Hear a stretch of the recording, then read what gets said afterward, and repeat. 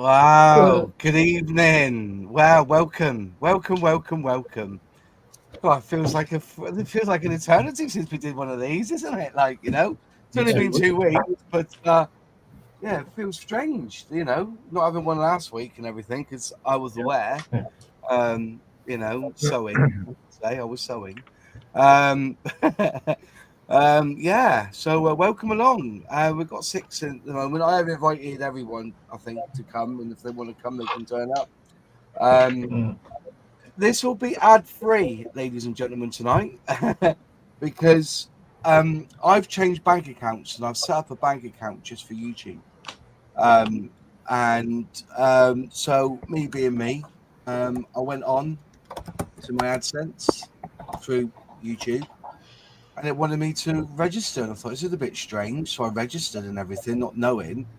And then they came back and said, "Oh, you've got 2 accounts. You only allowed one," and it stopped all my AdSense on my videos for the past week. So it's crap, So, and the thing is, though, is that when we first did AdSense 5 years ago, they kind of insisted that you have a separate AdSense account that wasn't linked to YouTube. So on a different email, on a different Gmail, my AdSense was set to a different email address to protect me. Then they kind of combined it, and now you have AdSense YouTube. And so when I went to look, because I haven't been on the account for about 2 years. I think the last time I went on that AdSense account was to check my tax info, because the Americans wanted their 10 pence worth out of it, and I wasn't going to let them because we've got a trade agreement, haven't we? Tax agreement. So anyways, all of a sudden I've got a second AdSense account now. So I've had to close the original one, which had money on it. So hopefully I haven't lost that money. And all of this week we're arguing the toss because I said, look, I've closed that one now. I've got this one, and they're saying that you're still linked, and it's an absolute pain. So I'm doing YouTube for free at the minute. He's put me on that. Who's done that? Is that you, James? Stop bugging about. Leave it alone. Anyways, anyway, welcome along. There was a model show last week which I kind of went to and then didn't because I was really, really ill with food poisoning. But Celtic West has just said they would like to thank all at North Somerset Modelers for the brilliant show at the Western Supermare Helicopter Museum 2 weeks ago. And what I've seen pictures wise and everything, it looked like a really good show. So congratulations to them. Anyways, I hope you're well. I'm okay. I was, still feeling a little bit rough. I'm very, very, what's the word? What do they call it? Just feel a little bit lethargic. I went to Tankfest on Friday and went for a curry, and then when I came on Saturday, I was in bed most of the day because I was just absolutely knackered. I just haven't got my strength back. So, yeah. Which is all good. Anyways, right. So tonight, I haven't really got much to discuss. So I thought, what are our favourite tools? I'm going to do a round robin. Anyone in the chat has anything to say, please put it in the chat. When you're doing scale modelling, what are your favourite tools? And I'm going to start with John Parker. What's your favourite tool? I had no idea you were going to start with me. I'm going to be honest with you, Moss. My favourite tool is these. Because without them, I can't see a bloody thing. Well, you can't have a piss without them either, so you can't really say that much. No, tell us about it. Hi, it's my reading glasses. Without my reading glasses, I can't see anything. Anything to paint, decal application, anything. Even how much glue I'm applying to anything. But modelling tool, I suppose, I haven't really got a favourite one because most of my modelling tools are basic. I don't really have a go-to tool. I use them all. Go-to, do you know what I mean? Brushes, nippers, thinners. It's always the same stuff I use. So, I mean, I'm using Humbrol gloss coat at the moment to do this Airfix Gazelle I'm doing at the moment. And yeah, it's just going on with the brush. Fair enough. All sounds good. Tonight, I keep seeing people. Have we got issues with connections? Like, so people are dropping out or dropping in. Is that just me then, or you're seeing each other okay? No. It looks like you're buffering. It looks like you're buffering a bit. And I like. Okay. the sync on your voice is a little bit out, so you're looking like a very, very good ventriloquist at the moment. So that's good. Well, that's right then. More stunning. No, it looks like a badly There done you go. punk on it. Ben, what's your favourite tool then, mate? What's the tool that you use the most with scale modelling, or you enjoy using? I've probably got two. I mean, to be honest, my main ones are these recently, well, they're not recent now, but the AK paint pens. Yeah. They are a godsend for certain things. For me, cockpits, small details on ships, they are the best thing ever. They are brilliant. They save so much time. I don't have to get, try and airbrush the world's smallest point and then spend ages masking it. They give a good enough finish with several light coats. I'm happy with them. They're brilliant. The quick second tool I do like, though, is, and I got it from Telford the other year, it's from IPMS. It's their, you probably can't really tell, but it's their ruler that's got multiple different scales on it. And this Scale ruler, yeah. is a scale ruler. Where's the 1/350 one? Because there's a ship section, right? So if I, let's see if we can focus on, do the old trick, focus. Yeah. Yeah, it's Yeah. got 1/350, Yeah, for example, about, yeah. and 700 on there. 700. All right. Yeah, and that is the best thing ever for scratch building. And I mean, it's honestly amazing. And it's got other scales on there as well. It's got 1/35th. It's got 600, 1200th. It's got, what else has it got? 72nd, 1/144th, 1/24th, 1/48th. And then for your armor builders, 1/16th, and for your aircraft builders, 1/32nd. So it's that was such a good investment. And yeah, that's probably my second favourite tool after the pens. I've got them being made for Moz models.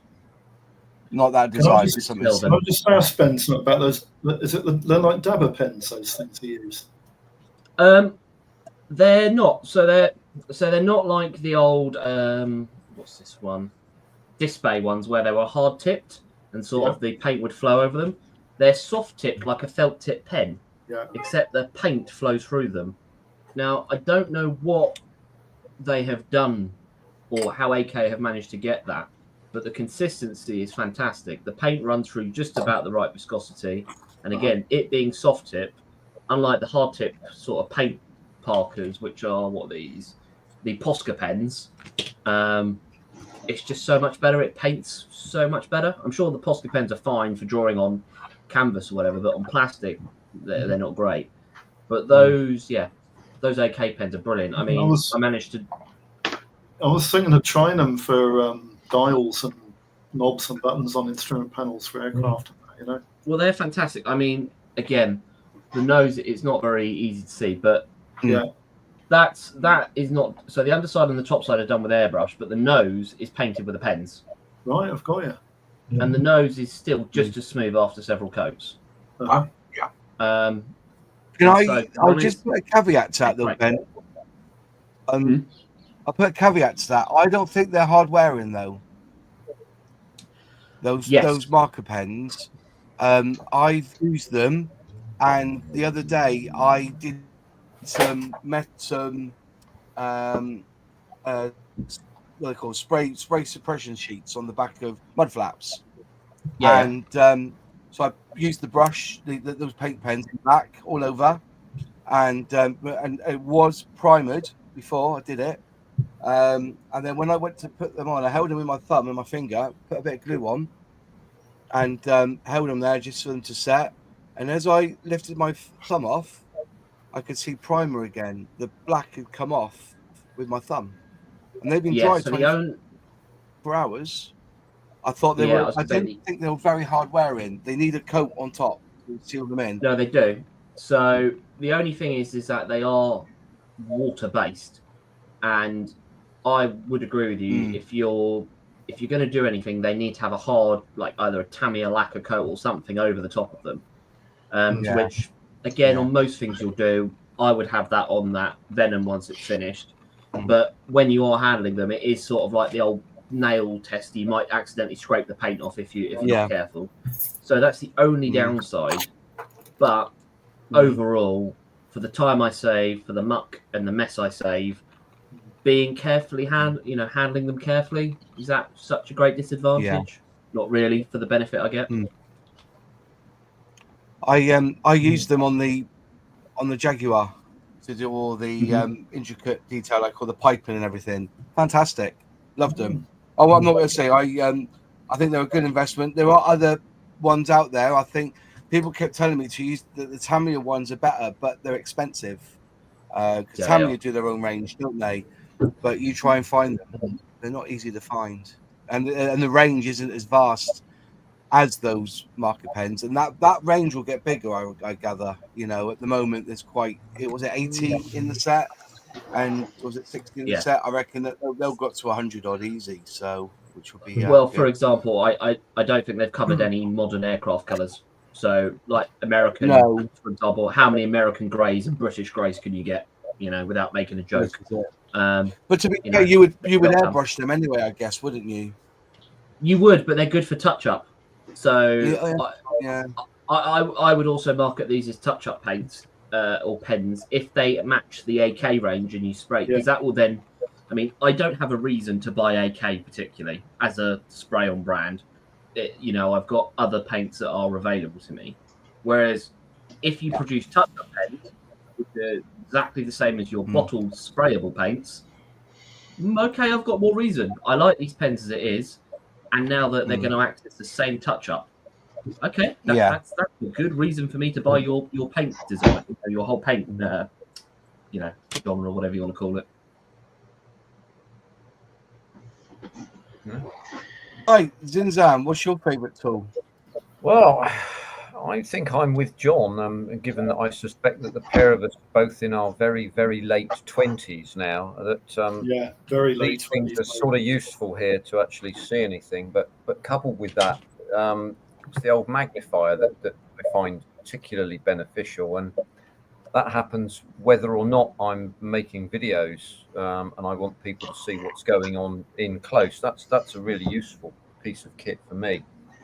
I'm all for the basic tools, and I use the Swan Morton blades, the knives, and I've got a pair of them, a number 10 and a number 11 or something like that. So these two, one with a curved edge, one with a straight edge, and you can use them for a variety of different things. But I was sort of thinking about specialist tools as well when you mentioned it, and I got one of these back along, one of these displays. I'm sure you've all seen them, and I think they're a really good example of a very well engineered tool for a specific job, which is to actually create roundels or circles in mask, and that works particularly well. But they will set you back about 50 quid. But they're certainly less costly than the Cry Cut, which I think is unfailing in the way that it produces roundel masks, number masks, anything that you really want to produce. It will do that over and over again. So if you want to produce 1/48 scale roundels for 1944 Spitfire, they're all going to be the same from 1944 to 1945. So you can just, whichever aircraft you do, bang a sheet into the Cry Cut, press go, and away it goes, and they're excellent like that. So they're very good. And there is another specialist tool that I like to use. That's that one. And sometimes some things need to be scared into place, don't they? So I'm gently tickled. Absolutely, and I'm there already. You should get one of them in every Mr. Craft kit. So definitely. Yes, it's so I gather. But yeah, I mean it's those are the sort of the specialist things. But I'd go with the Cry Cut for masking any time. So there we go. Fair play. So then, John Alec, what's your favourite tool that you use? I think I have 4 of them. So I was trying to think, what should I do? Okay, so and they're all a little bit different. So for in the painting world, my favorite tool is Mr. Surfacer 1500 Black, 50/50 with Mr. Color 11th there. I just use that for everything. I use this almost every day. It's an Iwata Eclipse HP CS. This is my workhorse. I don't know what I would do without this. I do. I've got a pair. I've got a couple. I've got one of these Mr. Hobby single blade nippers. Yeah, it's very nice. This cuts a little bit flatter, but not as easily as the God Hand. This thing just snips through everything. It doesn't snip as flush as kind of what I'd like, but I'm constantly using this. And then the last thing that I really love using these are the Dispa sanding sponges. yeah. I got a set from them from Amazon when they were cheap. Brilliant. They go through the whole grades, don't they? There's loads of different. The other, yeah, exactly. So these are the best sanding sponges I've ever used. They're just absolutely fantastic. So that's it. Those are my 4 favorite tools. Brilliant. And James, what about you? What's one of your favorite tools? Well, the old X-Acto knives, Yeah. because they last forever, and cocktail sticks, because you can do an awful lot of things with cocktail sticks. Yeah. I've got one here. Mm. Including From putting the olives in your application. martini, presumably. Yeah, olives in your martini. Mm. Yeah, I tell you a little tip is with cocktail sticks. If you've got a part on a sprue and you want to snip them off, but but you want it, so you don't want to break it, put the cocktail stick either side of the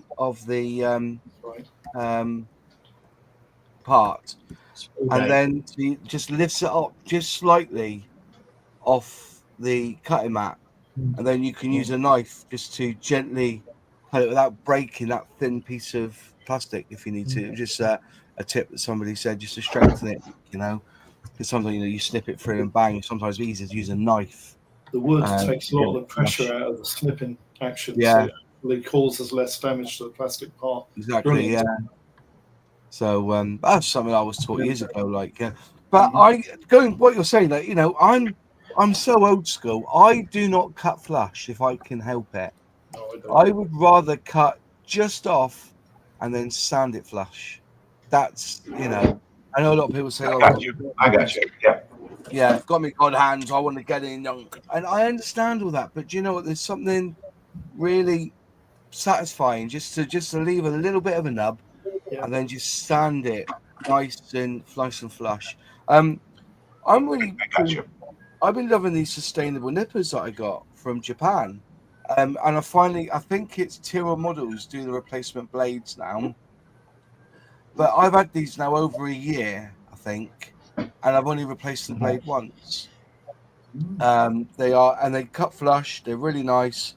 They've got this little gadget here that you put either side, because when I don't know if you're like me, I don't hold when I hold the sprue cutters. I actually close them using my pinky. When I'm doing something, I use the pinky to close. I'm like one of those barbers. I use the pinky to close, and you've got this little thing that you can add. So if you're left-handed or right-handed, you can take it off and move it if you're left or right-handed. These have been I love these. I've got a pair of God hands that I need to review. I actually got given a pair, and I lost them for ages. I couldn't find them. I think Nigel got a pair as well, and I've just found them again. So I've got to do a review on them. But at the moment, these sustainable nippers are my favourite tool. Somebody asked me what was the worst buy that you've had. Well, I think everyone knows the answer to that. Is that from me anyway? A Humbrol 3D printer. Exactly. Yeah. I've used it more putting decals on the wings of planes than I have actually printing plastic with. But yeah, it's good. It's it just was never developed into what it could be, and I think they should have gone down going down the PLA route. They should have just gone with the resin route. I think, that 3D printer. I think that market's very, very much in its infancy still, and I think it'll take some years before it really comes to its own. And I think there is a lot of future in that, and I think we'll see a lot more, resin printed, 3D printed models coming out, and you can begin to see on YouTube now. Some content creators are starting to. There's one guy who prints his own models and then builds them, and I've got you mentioned it the other week, the Miles M52, so I immediately went out and bought one. And I think we'll see a lot more of the short production run kits coming out on resin. But the problem with the software is it's all proprietary, and there's nothing legacy yet that you can really that everybody can learn to use, as it were. When that happens and it becomes much more easy to use, it will become much more mainstream. And many more people have them, and of course the cost will start to drop significantly as well, in precisely the same way that LCD televisions did when they first came out. They were £28,000 for a 34-inch TV screen. Now you can buy a 46-inch screen for 14 shillings and sixpence. That's just the way it will go. So you're saying about legacy, because we're seeing it now in the 3D. In the laser printers, everybody's using, is it Scribe Light or Light Scribe now? So you buy your laser printer, which burns wood and whatever, but now the software's there now so you can use any laser printer, Light Scribe I think it's called, and that, as you said, that would hopefully move forward. At the moment, with 3D printing, I think Alex summed it up quite well last week. That it's a developing system. I don't think it would overtake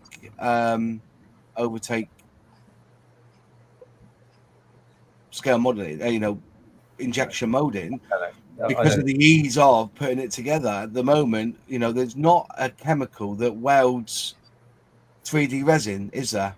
No. Properly. No, it not properly. No, and I think you're right. But I can only repeat that I think that it's short production run stuff. I mean, you could look at experimental aircraft on display in Cosford.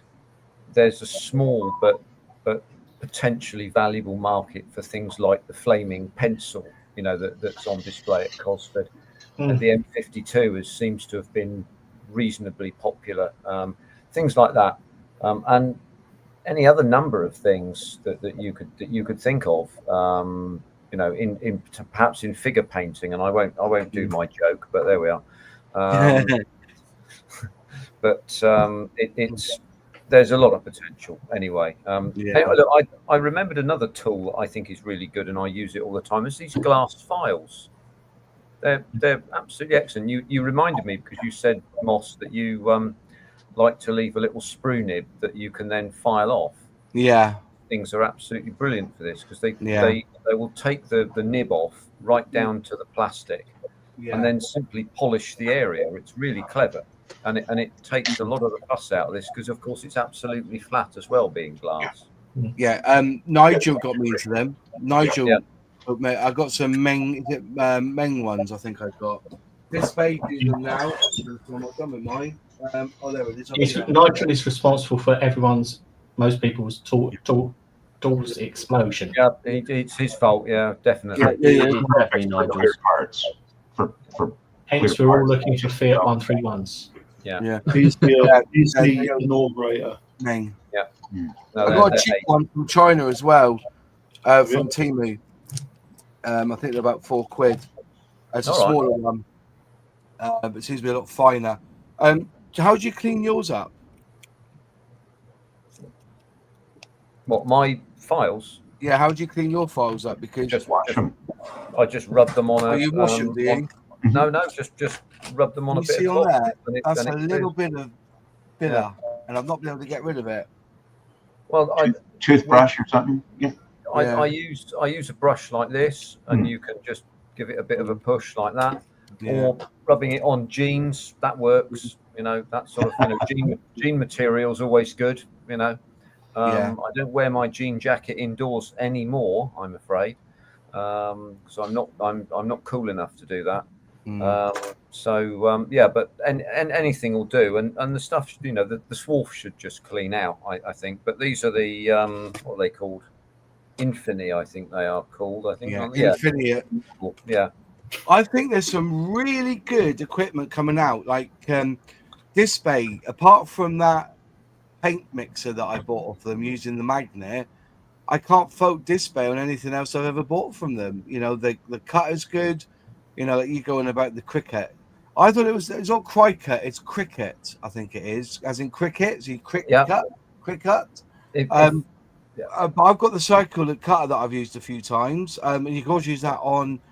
If you're careful, you can use that on thin polystyrene as well. Thin styrene, very thin though. I've used it a few times. It's a good bit of kit, but not cheap. No, but beautifully made. Beautifully made. They've got a new one now, which is like a cross box. I've got Jadlam sending me one when they come in stock, where you can accurately drill in the holes in the pipes and stuff like that. All right, that's coming soon.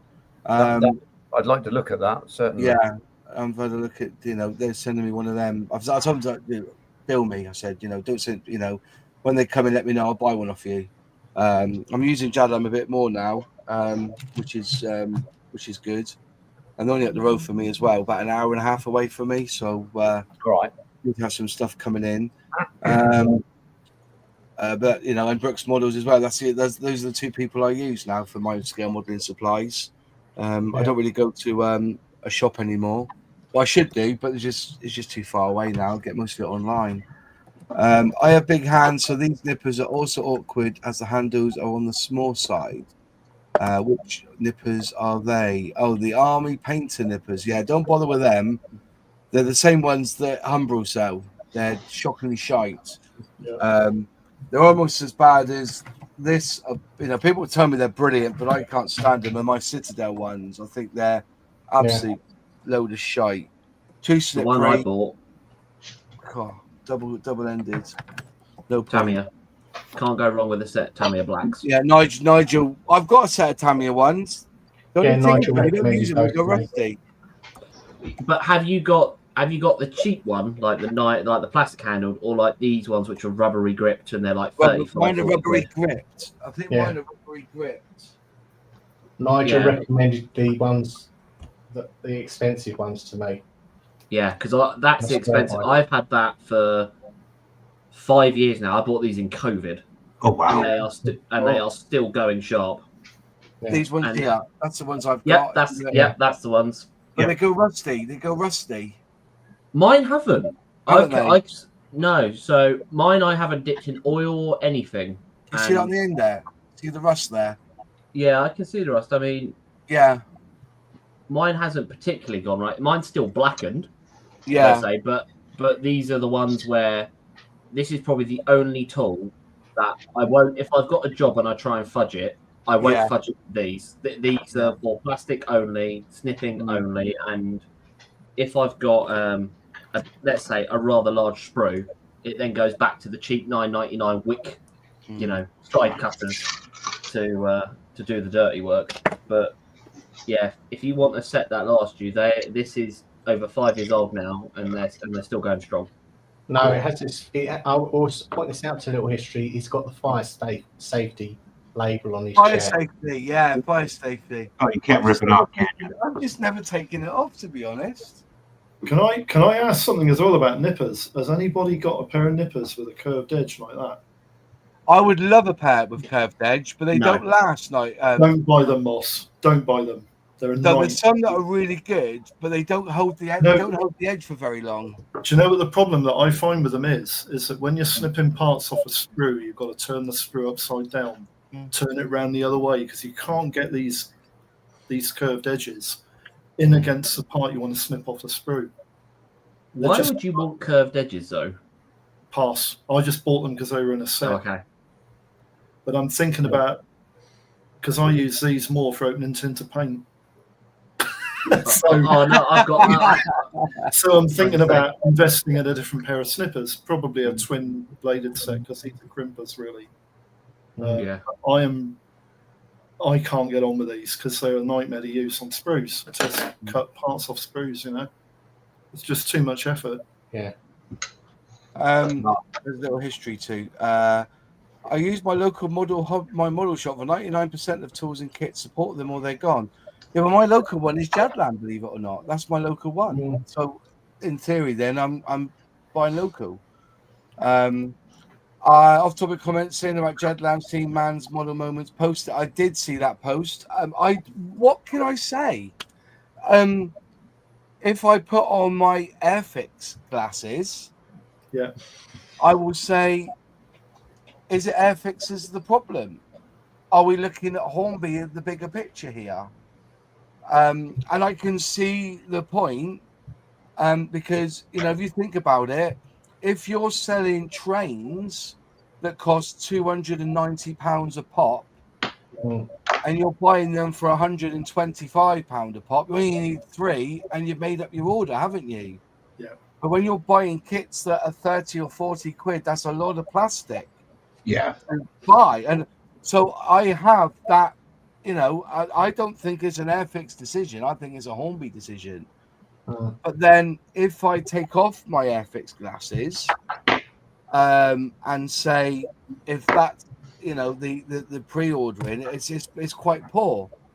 But then again, is it not up for the shop to start selling more Airfix products so that they can buy more Airfix product in? Surely it's a two-way street. I'm just saying, I'm playing devil's advocate here. As a business, I know that there are companies that I use that my minimum spend's £500. So I'll get, but if that product's selling a lot of, I'll buy a lot of it in. You know, it's my responsibility then to make sure that I've sold enough stock that I can reinvest in buying more. I don't know the answer here, ladies and gentlemen. I can see both sides of the argument, but for me as a businessman, you know, for me, so for instance, right, there's a certain auction house I go to that's miles away, and it's about £90 to £100 worth of fuel there and back to get to. Oh, wow. When I go to that auction house, I will spend between £1,000 and £2,000 on stock because it's far away. So I know that I've got to, but then the stock I'm buying is good, okay? But I'm heavily invested in that to bring it back, and then I try and flip it and sell it as quickly as I can. Then I go up again. But when it's a local out auction house, it's like 10 minutes down the road. I'll go in there every 2 weeks and just buy drips and drabs. You know, you see that point I'm trying to get through. But all of it, you know, it's stock that sells. But it's the sort of argument that you have with model shops. You know, if the buy-in rate is quite expensive, then surely it's up to you then to sell as much of that product as you can. The only thing I will say, on this, and this is coming from someone I worked in the, for those that don't know, I worked in a model shop for over 6 years. That Hornby, because again, I don't think it's necessarily an Airfix decision. When you look at Airfix, you do have to look at the Hornby level. Hornby were the only manufacturer who would directly sell against model shops.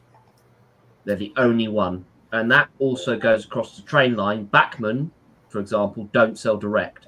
They only act as a wholesaler. Ben, that's not quite true, is it? Are you going to say, because I know Bachmann in recent years have obviously opened up, I think it's the model center, isn't it? Yeah. So they have diverged, but the difference is that they're going through a loophole where they're running their own shop. Okay. Which, again, they've got a brick and mortar shop, so in theory they'll be paying X amount of tax. But what about Hannons and Tiger Hobbies as well then? They're not manufacturers. They're wholesalers. But they are the only importers, and they're selling direct to customer as well. Yeah, but they're wholesalers are different to manufacturers. but they're still So the selling to the public. Yeah, but that's fine because the whole. But if you look at, for example, Hannons don't ever discount kits. Only very rarely do they discount kits. When it's a new kit, you'll get your standard 10% off, let's say, as a kit. Yeah. But that will also be passed on to the shops when they buy wholesale. So it's fair across the board. So the price is the same, in essence. Right. Now, when you look at Hornby, because Yeah. again I will talk in Hornby terms, Yeah. you've seen certainly with Airfix, they've done a whole load of recent bundles. Mm. The value you get out of those bundles, you would pay to, let's say, Airfix as a wholesaler, as a shop, you could never match that price. You would lose money. And the fact that Airfix do that, it's great from a consumer point of view because it's brilliant value for money. And like I say, I think they did the Fly Pass set a couple of weeks back. That was really good value for money. But if you wanted to replicate that as a shop, and they do not offer that level of discount. I get that, yeah. If they offered the level to replicate it, it's a fair playing field. But they don't. And so it's a well-known thing within the trade that Hornby, as an entity, put the thumb screws unnecessarily on shops. And then the classic one, I will say, for example, Hornby have a good amount of goodwill. And then when things go wrong for them, it blows up spectacularly. TT120 being that. The fact that they went, we're not going to sell it to any of the retail shops, we're going to do it direct. Then funny enough, nobody bought it. So now they've got a whole load of stock that they can't shift, and they suddenly went to all the shops, would you be able to buy this, please? And they basically went, no, we're not going to do that. And they got discount. So I can understand the frustration, but it should also, whilst it is a Hornby decision, and again, we don't see the minutes of any meetings or anything, each brand and each head of brand who would obviously, because again, it depends how they're structured, but certainly whoever's head of sales should be making the observation like you did, Moz, going, 300 quid in the train world is not that much buying stock. But in the plastic kit world, that's a lot of stock. That's where I was peeling. Look at Scale Electrics. You know, to buy a Scale Electric set is megabucks now, isn't it? Yeah, it is. And again, Airfix out of all the brands have, in theory, the lowest cost of their units, generally speaking, and that should be reflecting in their ordering price. So, again, for varying different wholesalers, the average price for minimum orders is about anywhere from 150 to 200. That's the general where it is. So for Airfix to be up, I think at 300, 350, they're well above everybody else. And bearing in mind, wholesalers carry other brands, so you can spread that cost easier. How do you spread that cost if you're simply doing Airfix? That's where it's a little bit more difficult. And I can understand the frustration, and I would simply make the case to Hornby, because it is a group decision at that point. Is maybe you should reflect on this, because it's bad from a publicity point of view. And you're going to cut your nose off to spite your face a little bit. Whilst financially, it's probably good for them getting their pre-orders, it will create some financial stability. There might be other ways they could do that better. But again, we don't see the figures, we don't see the behind the scenes. But from a public point of view, and with what's available in the public realm, probably was not the best idea to do that. And maybe it's best if they reconsider. Well, on the other flip side, just quickly, Ben, that you're saying that they're the only ones who did it. You know, Revell were doing it for a while, and they've stopped now. But I can see them going back to B2C in the foreseeable when they get their warehouse sorted. They could, but I would also suggest that the fact that they have a certain young man there now I think he will make it very clear to them that whilst it's great for a business point of view, you're going to shrink the market down. And if you start, there becomes a critical mass, per se, of how many shops you must have as a footprint before it goes cottage. And if you get below that critical mass, you get below the big six, let's say, you are not going to grow the hobby. And that's where the very fine balance is that, yes, sell direct, by all means, but don't make it an uneven playing field against the people you're trying to sell to.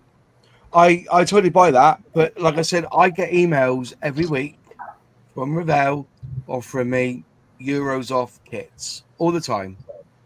And it was only till Brexit. It was only till about a year and a half ago, 2 years ago, when they stopped sending over from Germany to this country. They were selling direct. But one thing I can say about Revell, and I was going to say just quickly that whatever country you're in, you're going to have the same Alexes. Excuse me. Shout and ball that they're doing it. Edard, they sell direct to customer, and they sell direct. Revell in Germany, Hella in France, they all do it, and Airfix is no different. But like I'm saying, playing devil's advocate, because I'm not in. I'm only just sharing, the arguments I've heard and I've seen. That if you are selling train stuff, hitting 350 is a piss in the water. it is easier. What's the most expensive kit that Airfix does? £65, is it? No, it'd be one of the Spitfires. But the other 65 thing is the average, isn't it? Expensive. Yeah. So the other thing to say is as well is that 300 mark or 350, whatever it is, it's excluding VAT. So actually, any kit price you're thinking of, take away 20% straight off the kit price, and then there's a margin, which is again known in the industry. So that's actually quite a lot to make up. But the thing I would say with Revell, so where they are selling direct, they offer the same discounts to their to the retailers. So if they are looking to shift, so for example, do you remember the 30-second Spitfire deal they did? Maybe might have even been back in COVID. Was that where you would get it? The Hurricane, wasn't it? Was it the Hurricane? No, I think it was a Spitfire. It was the Mark 9 boxing. I seem to remember it was a blue one, I think, at the time. Yeah. That was a repiece Mark 2A, wasn't it? Yeah, it was basically it was cheap as chips, but so it went from like I think a retailer 40, but you could pick it up for like 18 quid or something. Yeah. But that was from Revell and from shops. So the discount Revell were giving to traders meant we could match that. So it was fair across the board. Whereas with Airfix, that is not seen. So that's seen probably to the big ones where they know they're going to get a bulk order straight in, who are going to be able to afford that capital to buy out that much stock outright. But for most of the shops, as I said, there's probably 6 big ones that have got the capital available to them to do it. The smaller ones, like Alex says, can't do that. Yeah. And you're going to upset people for no reason. So that's the major thing. What's the answer then? What is the answer I'm asking for then? Sorry, what you want the answer? What was that? Sorry, John. Sorry, what's the minimum order price that they have to spend at Airfix now? Is it 350? 350 excluding VAT. It's only so that will be so that's not what your selling price is. I'm not taking into account the fact that they've got the retail discount, so it's probably about 848 scale plates, isn't it? Yeah, it is. So this is what I'm saying. The price is a trade and excluding VAT, which is not great. And from memory, most other major wholesalers are about 150 to 200, again excluding VAT because that's how it works. But and again, like I say, the big thing with wholesalers, you can buy from other brands. So say you let's say you want to buy mostly Airfix, because again, there are wholesalers that do it, but you need to top up a Revell or paint or whatever. It's an easier number to get to. Whereas with Airfix, you have Airfix and Humbrol. Yeah. And if you only need Airfix kits, that's a lot of Spitfires or Hurricanes or whatever you wish to buy to make up that order. And so, again, for instance, like my local model centre, which is only about 12 miles away from where I live, they stock rolling stock, they stock TT120, all of the Hornby stuff, Scalextric, RC, and they do plastic. Does that mean they can't integrate the different sections that Hornby deal with? No, it's all as one. That's the problem, mate. It's So- all as one. So you could have a model shop that does with everything Hornby. Yeah. Do everything Hornby. But you could And you would theoretically take something Hornby Railways and Yes, then yeah. add So to you that can. So plastic from Airfix, Well, quick tools and stuff to make up the 350 plus that. correct, yeah. So Hornby, you used to be able to buy. So because prior to COVID, they actually shut down trade accounts. It was all a bit weird, and you had to go through wholesalers. But how it worked before was exactly that. If you want you to get to that figure, you could buy any of the Hornby brands, Humbrol, Airfix, Scale Electrics, whatever. Because that's the design of it, is to make you stock all those things. Yeah. But for example, trains are their biggest cost item to buy. Yeah. But they're one of the lowest yield. New locos, etc. There's basically 3 main big shops who sell locos now. Everyone else, it's very hard. I mean, I've got a shop local to myself. They still do new rolling stock and everything, but second hand is in the current economic is much better. Plastics, where I used to work, I grew from a basically one shelf of about probably 12 foot long. That eventually we then had tripled to maybe 4 times that amount by the time I left, because plastics was the biggest growing sector because of the cost. Railways, for example, are great. They look good, etc. But do you have the time to do it? Do you have the space to do it? Again, it's a lot of money in quite a lot of kit. And when you think, okay, one train will cost you £300, what could you buy for £300 nowadays? You're competing against an Xbox or something nearly. Whereas a plastic kit, Airfix is £20. What are you competing against? Maybe a new app on your phone. I mean, most video games now are about £70 for an Xbox, £50 to £70. So Airfix and that sort of hobby, especially because again people want to move away from screens, is right in that sweet spot for price. That's why it's grown. And then you throw in the war gaming and everything as well, and their different leads. So that's really good. I just think on this particular one, Airfix should maybe look at it again. If it's a business decision by the group and they stick by the group, they will have to either suffer the riches or the repercussions of whatever comes, and only time will tell. But I don't think Alex will be the only person who will think what he has said. Of course. I'm surprised they've not done the cooperative, and said to the likes of,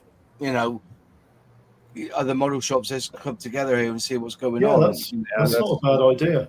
I played devil's advocate here because I don't sell. Well, I have sold model kits on eBay in the past. Of course, I have. That was part and parcel of what I was doing. I knew what I was talking about, and I was getting good pricing for it. But when it comes to, with these decisions, you will find that a lot of wholesalers now are having minimum spends. I think 350 is exceedingly high, but also if I was Alex, I'll be on the phone to Airfix themselves saying, "Don't be a cunt. What's all this about?" I'm sure those discussions are happening behind closed doors. I'm absolutely certain of it.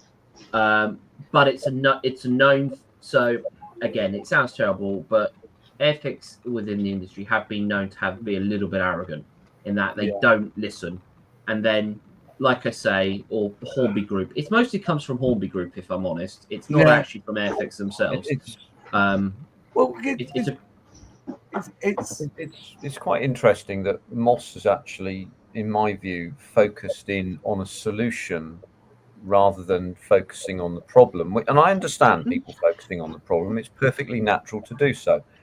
But the solution here, when you look at the model and how it works, is for retailers to engage in a consortium model of buying. So rather than getting on the phone to Airfix, Alex might be well advised to get on the phone to 10 or 12 other model shops and say, here, let's set up something so that we can, we can buy in bulk that meets the demand that made by Hornby.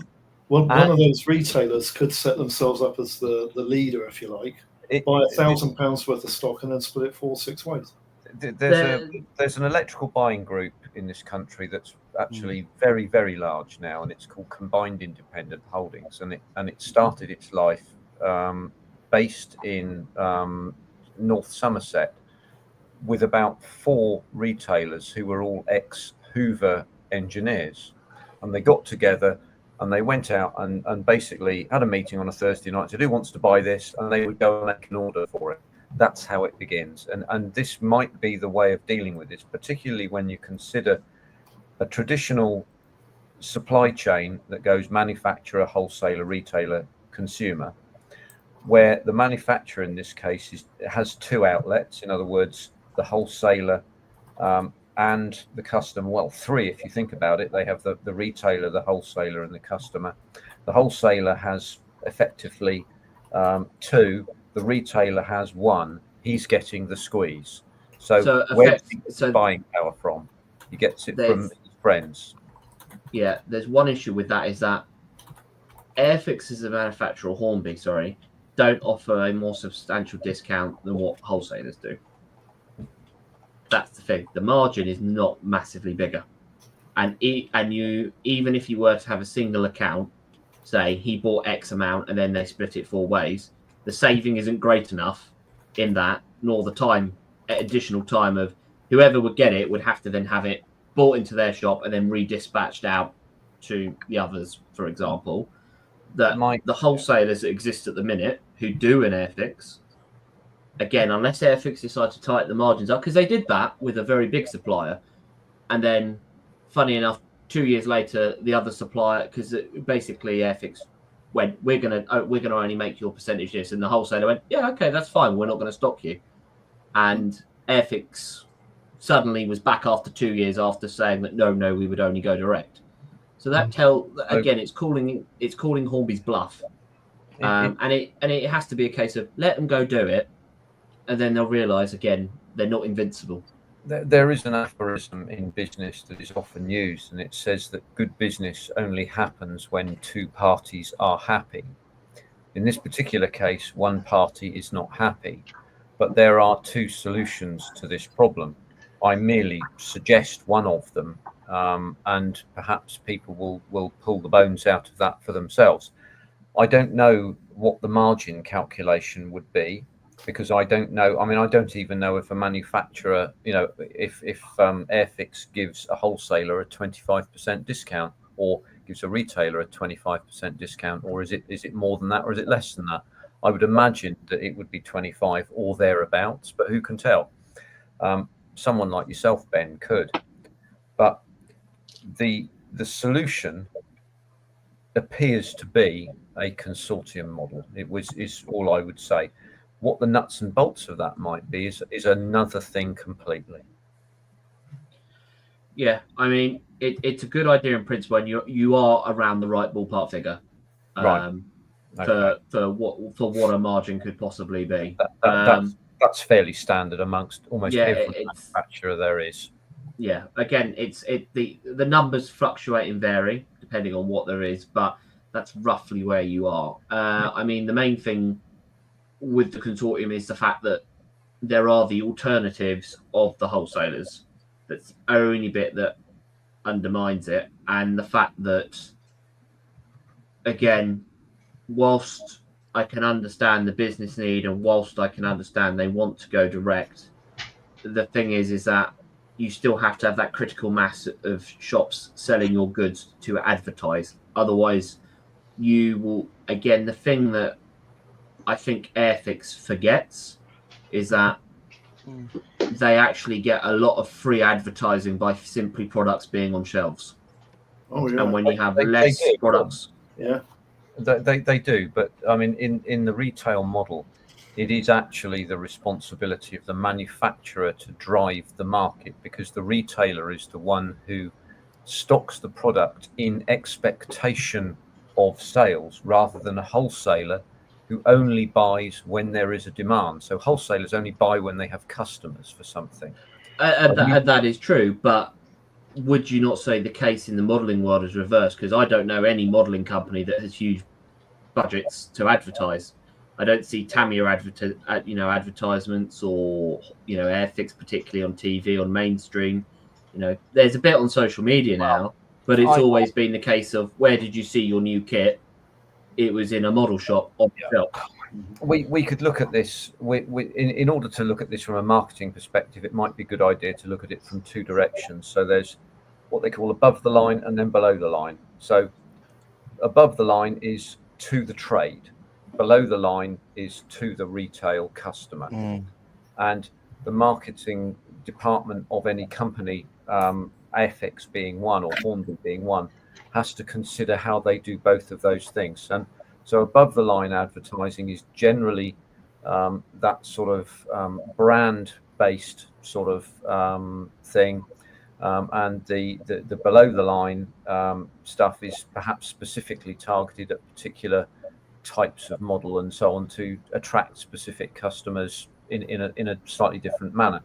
But I don't know what Airfix's marketing budget is. I don't know what their strategy is, but I suspect if I looked in various trade magazines, if there are any, I think there probably will be, I would probably see Airfix with a presence there, and that would be quite right, particularly in this country where Airfix are operating in their home market. It seems unconscionable to me that Airfix wouldn't spend a quite considerable sum of their marketing budget, both above and below the line, in their home country.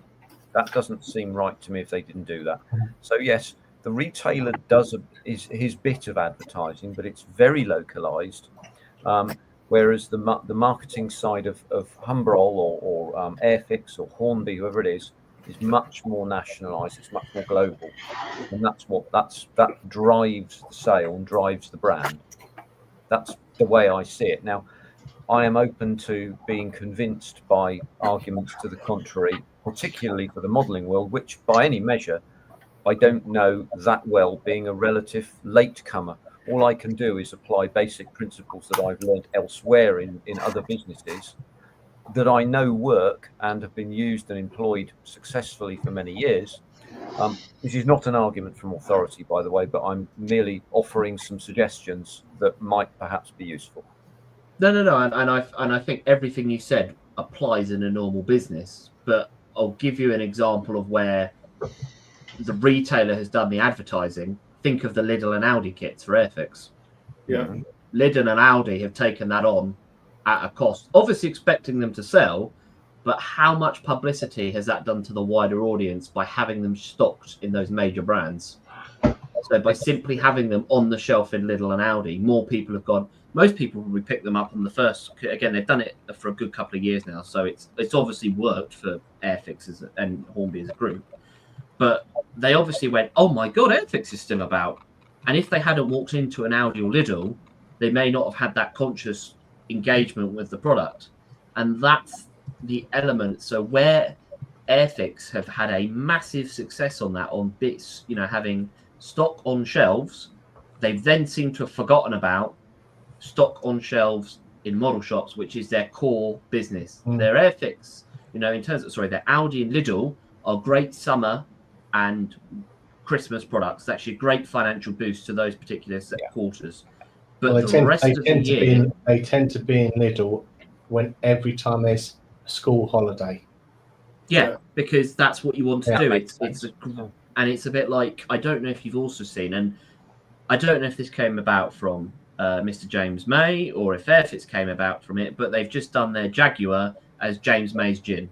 Yeah. That was a brilliant move. I mean, I've watched James May's videos with Lucy Brown where she builds it. Yeah. It's proper good old-fashioned telly, and it's quite funny. But that, again, is a brilliant thing of marketing, having it on shelves. And it's just... Airfix just... Every time they get... My worry with Airfix is how I've seen them, certainly since... So I came in contact with Airfix about 2005 is the earliest I remember. I remember them, they did really, really, really well. And the curve was going up. And then just before they did something really silly or whatever... before there was a big drop for whatever reason, they started doing these things, and it's like nearly it's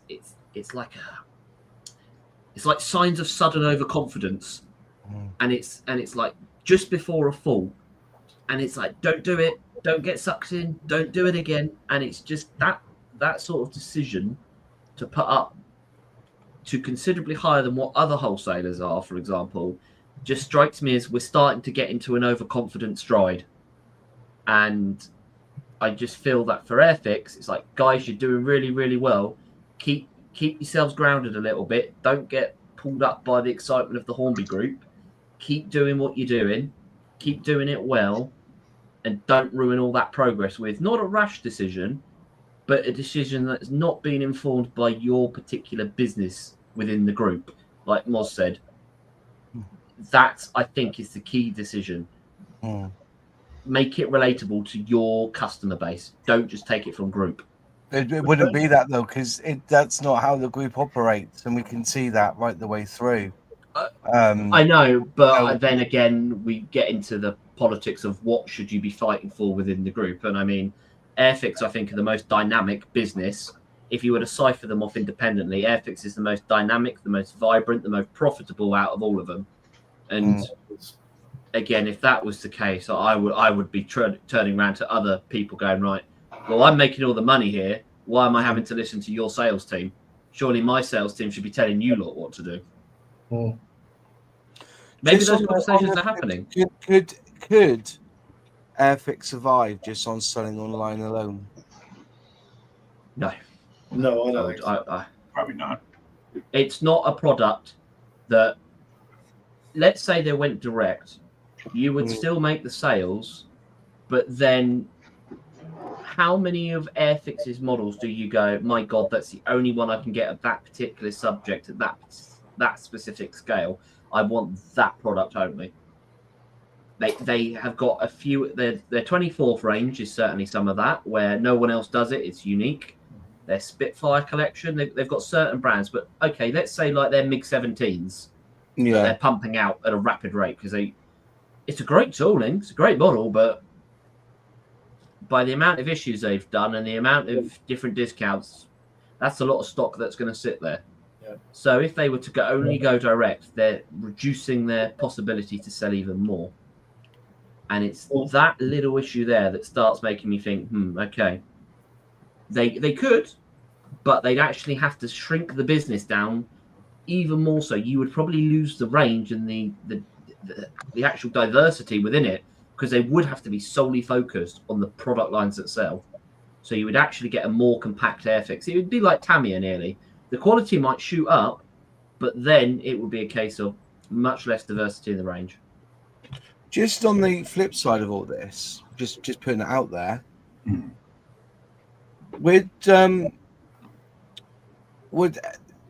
Airfix struggle with selling the same kit twice? Because once you built that Jaguar, are you going to build it again? Once you build that Ferret Scout, are you going to build that Ferret Scout again? And I was just wondering whether that could be part of the issue, is that when they release a new tooling, say, and everybody buys it from Airfix, would and we've all got one, and we're all building one, or we've all built one. What are the chances of you buying another one within the next 5 years to build it again? You've already built that one. It's time to move on to another model, isn't it? It would have to be radically different, wouldn't it? Yeah, and that's a major issue that they've got, is repeatability of sales. And that's, I think Luke gave what are their podcasts called? Is it the Workbench or something? I'm trying to think what their own brand one is. Yeah, Workbench. Yeah, Workbench. Luke, when he was the designer there, gave a really good insight into how they choose that and what models they go for and why they do it. And that is a massive thing for them, is repeatability of sale. What subject do we choose that we can have multiple iterations out the tool so it's cost effective, but is also going to be popular? So like, the thing is, the bigger the scale, in theory, unless you're a die-hard collection person, you will only build one of those, because you'll want a particular version. So like in the Jaguar, people may want a particular airframe, whereas at 72nd, it allows you to have quite easy repeatability, because you can then do a fleet, you can do a squadron, you can do, ships are different, and this is all the things that you've got to think about.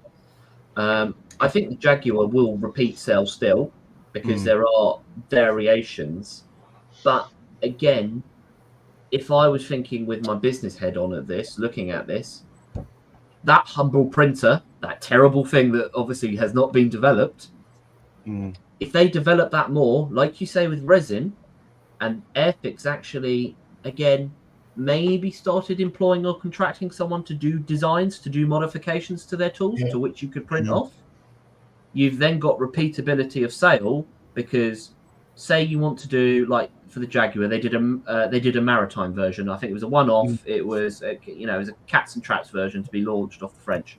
That's not boxed in 48, certainly. However, if you were to provide CAD files, you could charge to print off, and you could then go, this can be used in our latest release of this kit. You could then buy that kit and modify it. You're giving modelers extra option, and it's low cost, because all you're doing is paying the designer to do the CAD. Sorry. You've got no production cost. You've only got a licensing cost. And that extends. But that's something they probably are looking look at the aftermarket conversions that are available for the 124 scale Spitfire. Yeah. So do the Mark 16, I think is. Yeah. So there's loads of stuff. I've never understood why they haven't done this with the 00 scale vehicles. Why didn't they produce body kits for them? They've been on the market for 50 years. Yeah. Not once have they done that. But it's never been part of their core business. But I understand that. But they could, in theory, say, I mean, for instance, the emergency sets have Katie in it, and that god awful fire engine that never really existed until after 1947. But never mind. But the Katie, the kit is actually just a cabin of chassis. The actual ambulance goes on the top of the chassis. Why don't they build aftermarket parts produced by Airfix to produce a cargo truck, to produce a personnel carrier, or anything? Because I would suggest that they deem that cost is not viable for them to do it. But I think that's because maybe they're looking at it from an injection mold point of view, of where they're looking at, they've got to do the... Yeah, but every time somebody bought that conversion set, they'd have to buy the emergency set as well. They would, but why didn't they do that? But I think they feel that market is too, how could you put it? It's too crowded. But I would argue actually that, okay, a bit like accessories for mobile phones, let's say, if Apple produce a lightning cable, but it's not hugely more expensive than the Chinese counterpart unbranded, what would somebody rather have?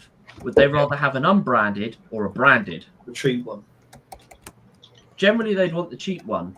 But then collectors who like iPhones, for example, they want the original. Of course. Now, most modelers are in the category of collectors. Now, you've obviously got people who do one-offs, and there may be more going to be in the case of, I want the cheapest item, I'm not brand loyal. Yeah. But if you've got people who are brand loyal, they're probably going to want the Airfix version, because the Airfix version is going to be designed, let's say, by the same people who have worked on the CAD tooling. That's so right. you know the fit is going to be excellent. And so you then got this idea of, actually, you could have another sub-team, but this has to be built into the wider business model, and we don't know what the finances are doing at the minute. But I think it's something that is untapped and unexplored. It's something that, again... I just also make a caveat to all of this. We're talking about this 350 thing that, no, you can order one kit, but the delivery price will be £15. Yep. So, but, delivery on stuff is by natural process to most things anyway in life, isn't it? I can order an Amazon, I can go on Amazon and purchase a particular TV that I want, and the postage and then the postage will be $9.99. You know what I mean? I think that you're not saying that you can't buy the kits. I'm just saying that they were saying all about this. You can pre-order these kits, but if the order is under £350, there's a £15 delivery charge. Right, so that's what the base 350 charges for free delivery. Free delivery. But then, oh God, I didn't realise that. yeah, but hang on, that sort of contradicts the point of if it works like now, you see that I'm not too sure of, because most of the wholesalers, they won't ship until you reach that minimum order value, regardless. Then there's normally a value above that, to which then the delivery fee would be taken off, for example. Now, if it is the case that Airfix will ship anything from any value, say you just wanted one kit and it was a £15 flat fee, that changes it slightly, but there again, you're then digging into your profit and your margins, and you'll probably at least wipe out 2.5% across the board if you're under of all your margins, which, okay, people say isn't much, but when you're having to knock off, say, 5%, 10% to remain competitive, you've now lost 12.5% on whatever, you know, which in some cases could be half of the profit margin. Again, it's just creating sour grapes for no real gain, generally, unless they're suddenly going to rake in loads of money. But this is what Alex has put on his post. Just a heads up, Hornby have changed their policy on shipping pre-orders. Unless the total is over the new minimum spend quantity of £350 ex VAT. Needless to say, for small businesses, that's just untenable. Just for context, that means I need to order at least 20 or more of each pre-ordered kit in order to ensure that they ship when released.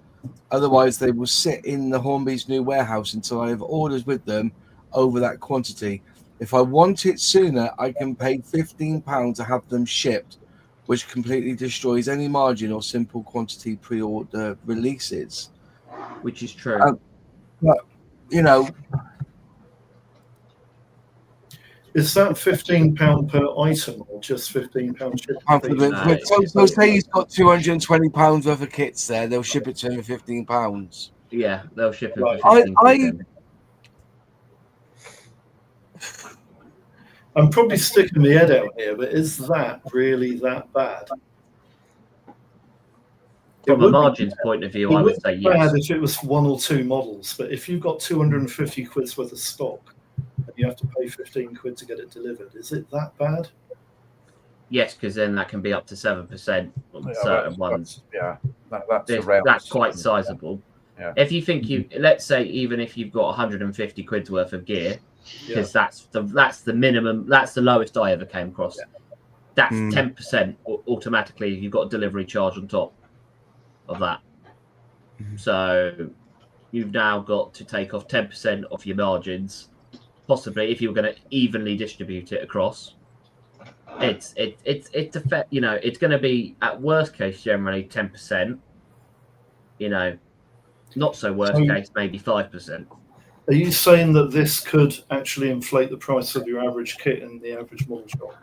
Well, it would. In theory, it would, but then you wouldn't do it because you wouldn't sell your kit, and therefore this is where, in case of if you want to make your margin still, you would have to pass that on to the consumer.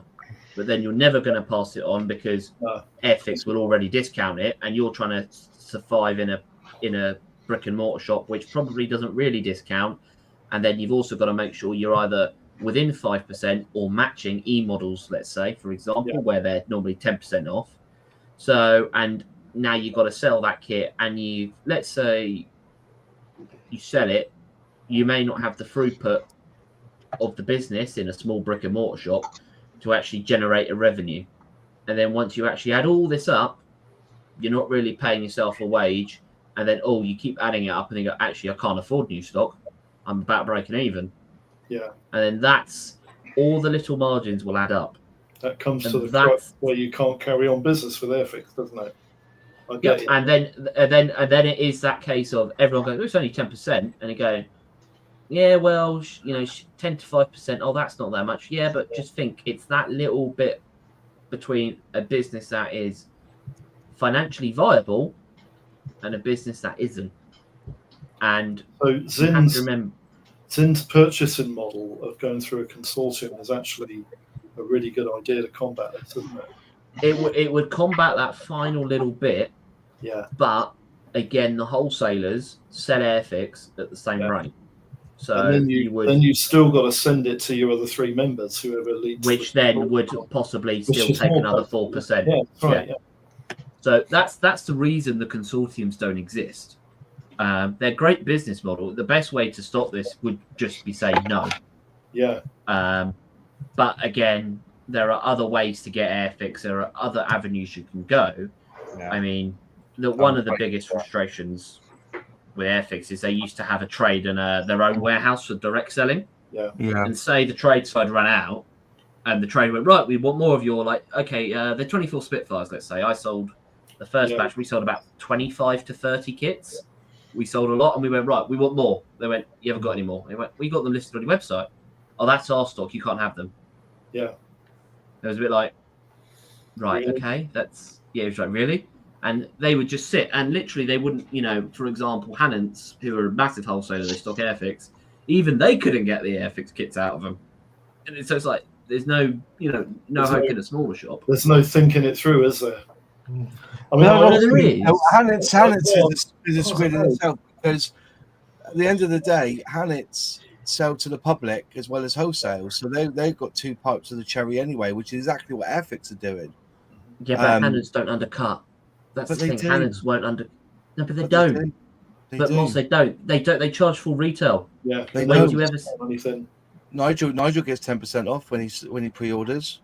Yeah, but pre-orders are different. So pre-orders, you get 10% off as a customer and as a trade. So on top of the margin we would get if we pre-ordered kits. So like, for example, when those Poseidons came in, the Big Planes one, if we ordered them, we would get an additional 10% margin on top of our normal trade. So we were passed on that 10%, so we could then match the 10% off. Yeah. Whereas Airfix, we wouldn't get that. Say the customer got an additional 10% off, we wouldn't get that. No. So the incentive, so Hannants treat fair play. So is this is then on the flip side then, is it not up to the small businesses to sell more Airfix product? Well, it is, but then we then come back to that issue of brand awareness. If you don't have them on the shelves, how do you sell them? And also diversity and quality of kits. And then it does become a hard and fast rule of what kit is best. You know, what kit do you actually think is the best bang for your buck? And Airfix, I'll be frank, loses in a lot of cases. It's not bang for buck the best. Their starter sets, for example, have made massive inroads. Since they've got those new ones done, they always sold really well, and in fact they took a massive margin back out of Revel in the starter set kits. But when you think of general kit sales, I'm afraid Airfix weren't leading it. They were leading on some of the big ones on initial releases like the Sea King, the Vulcan, Lancaster, but on most other things they tended to sit on the shelf. Across the board, they tend to sit on the shelf because I mean, like, for example, the Heinkel 111 that they're going to re-bring out again, the H6, that's now $39.99. Rumor was it could have gone up to $42.99. That kit, when I bought it originally, was $29.99. It's gone up by £10. Now, what has increased that cost? Are there actually manufacturing costs increasing, or is it we're just adding margin because of the sake of inflation on an old tool? What is the decision? No, I think you'll find that, isn't it? I think you'll probably find that transportation costs will be very significantly more now than they were initially, let's say 5 or 10 years ago. Yeah. To which is fine, but then we argue the case of how does Tamiya still produce a 1975 Panther for 15 quid? Well, to compare Tamiya and Airfix is not really, in some sense, if you'll forgive me, it's not a valid comparison, because Tamiya own all their own tools and all of their own production systems, and Airfix do not. So that's really rather different. So it's not possible to make a proper comparison there, I would suggest. And Zinzan, I'll just quickly add into that. Airfix kits come with cartograph decals. Yeah, Tamiya and they ain't cheap. They ain't cheap. No. That's part of the price. Those And decals that are stuff 50%. is basically plastic with a very small decal scheme. I think people forget that, you know, the decals are vitally important on a lot of these, you know, a lot of the planes and, you know, and stuff. Whereas on a tank, they're tiny. You hardly get any decals on the tank, really. You know, it's even on the starter sets, they're minimal decals for the starter sets. I think the most on one is the red arrows, to be honest. And that's what I think actually it's the Shannon class lifeboat that's got more decals. it has. Well, no, it doesn't. I don't know, you know. I don't know, because the 72nd scale Hawk's got markings for every single Red Arrows aircraft. Yeah. But that's not a starter set, though, John. It was. Sorry, the Nat. The Nat was. The Nat. The Red Arrows Nat was. And it had all the serial numbers for the underwing markings for every aircraft. Yeah. But, okay, so I understand the direct comparison thing. You can't because of production costs and who owns tooling and that. But if we're looking at Tamiya, clearly have made the money back for the tool and more. And hence they keep it at £15. For an older tooling, why are Airfix still charging the same amount per se? Is that now down to business model? Because is that a reason why Tamiya can be slightly more competitive in some ways? Is their kit prices, once they're set, they generally are set. And you never generally hear people try and haggle a Tamiya kit price. Whereas an Airfix price, they'll always try and haggle. And it's that sort of mentality of like, okay, I had a kit that, you know, like that Heinkel, I bought it for £30, it's now 40 quid. Well, I'm gonna my straight away thing is I'm gonna go to second-hand market and find one for no more than 30 quid. And you buy it for 10. You could probably buy it for 10. I mean, I bought one for £26 at Shuttleworth, not Shuttleworth, the de Havilland Museum the other week. But that's the other bit again that has to go through your head is, right, if I'm putting the price up, what am I doing to my second-hand market that I've produced so many of? And I don't know. Maybe I'm overthinking it. And why would a manufacturer be bothered about the second-hand market? Because they could shoot themselves in the foot. They won't sell their stock. So to me, how would they do that? Do you remember what happened with BMW when they released the first Mini? It was a 6-month waiting list, and if you had a second-hand one, it was worth £5,000 more than a brand new one. Yeah, but again, the second-hand market is all. The second-hand market has always been viable. Look at the bomb bug, for example. That only came about because I'm certain Dale went, "Oh my god, have you seen the price of these bomb bugs?" You know, and it's like quickly we need to dig that tool out and find it. Well, Moss, you spent 350 quid on one, didn't you? No, did I not? That's still there. You had your finger and ahhing over that button, didn't you? Because I remember you saying. But then, for example, but then it's like that Scud missile one that you just reviewed. Yeah, the Sam's missile. That's definitely gone. That's definitely gone. Yeah, that's gone. But that if they were to retool that, or you know, redo it, it would obviously make a load. But like it's on kits like that of going, okay, we need to produce more of these to make the money back on the tool. But what is the maximum ceiling we should be charging against the second-hand value? That shouldn't be your determining factor on price, but it should be something in the back of your head. I would say as a marketing manager going, right, we charge £40 for this Heinkel, and people paid £30 for it. What's the current market? What's the current price of the Heinkel on the second hand? If it's anywhere between 26 and £20, okay. If we mark at 40, that's nearly double the price. But if we're at 35, okay, we're not making as much margin, but we're going to sell more because people go. It is back to the old adage of $5, I'll buy a new one. What? Imagine then you're the chief executive officer of Airfix, and you know your break-even point for that particular model you've just talked about in the example you've just given is £37.50. What do you do then? Then you have to make the decision this is one of the grim realities of business. No. But then it's a case of you either then have to decide that do we break even and just sell the kit to make the money back on the tool, and we face the reality we don't make a profit, or we do the £40. They've already got the tool for it, so why is there tooling costs involved? It shouldn't be. Yeah, but that's the thing of it. So by breaking even point, you're effectively meaning they've still got X amount to pay off on the tool. No, I'm not implying anything of the kind. I'm not implying anything of the kind. I'm saying that in order to keep the doors open, there is a break-even point for every business. And if your break-even point is at £37.50 and you're considering selling something at 35 quid, you're not going to do very well.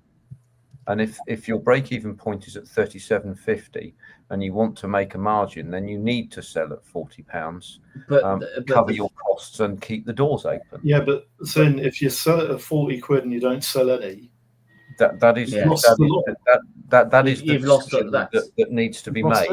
Yeah, but again, with these, it's not an ongoing cost. It's you're deciding to put these into production, so it's your choice to put these into production or not. And at that cost, I would go, no, it's not viable. You are not going to sell it. You're either going to break even and make nothing, or because again, there's not a big enough gap in the market. No. Or you have to work with the other business to get that cost down, because there must be a way. And again, if transport is a big cost, I would then be looking at what are our competitors doing and what is the world geopolitics doing, because again, I work in procurement, I have to look at these things, and it's like, okay, there's loads of stuff happening around the Red Sea, India, etc. Right, we want to shorten our supply lines. What are the competition doing? Oh, they've moved it to Poland. Yeah, that's a big outlay. There's a lot of firms move to Poland. But then you go, what's the benefit? Okay, we've got a massive relocation cost. However, once our products are in Europe, or once the tooling is in Europe, let's say, our supply lines actually to customers are a lot less. Yeah. We may actually, because another thing, for example, okay, it's not so much with Airfix because they're mostly made in India now, but like made in China, we've escaped a load of tariffs because it's no longer made in China. And with our supply lines being shorter, where's our main distribution hub? Generally, it's, Europe. Okay, we've got growing business in Australia and Oceania and also America. So we can feather that back out. But is that such a large sector of our business that we would actually that we would stop that production move? Because again, the benefits to me are my shipping costs are going to be considerably lower because I'm only got to move the tooling now rather than quantity containers. If they're going to America and to Australia, okay, there will be an increased cost, but are those markets our core markets, or are they nice to haves? That's another grim reality. Are they a nice to have? I think as a company, if you can spend the relocation costs, it would be worth it. But with Airfix, with the Indian issue, the relocation costs might be colossal. Oh, I imagine they are absolutely humongous. Yeah, because they bury you in paperwork. Yeah, in India, and they also destroy your tools.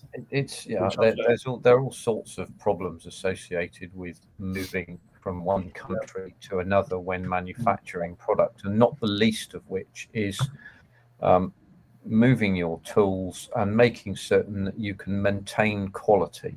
Yeah. Because and the contracting to specialist manufacturers of this kind is not a risk-free venture by any means, and I speak from direct experience on this particular front, where initial production runs of certain products, and I won't say which they are, suffered very significantly from quality issues in production because the people that were making them didn't know how to. People in the original factory did.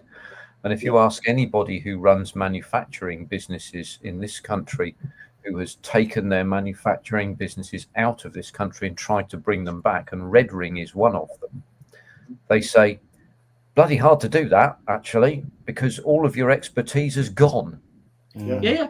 Hard to get that expertise. this is why I suspect Airfix are ensconced in India and will probably stay there. And proximity to new markets is actually much more important than people recognise, or are maybe perhaps recognising here, in the sense that a new market is a nice to have, but it's actually a vital to have, quite frankly.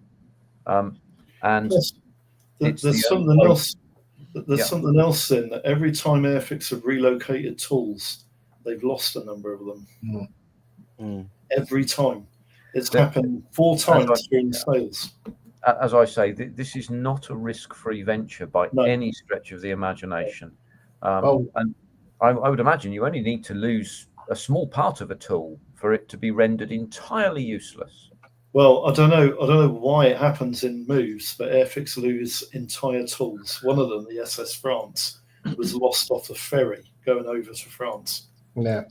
Yeah. Look at the Rebel kits that disappeared. Yeah. What you know about that, don't you? The Rebel kits. Yeah.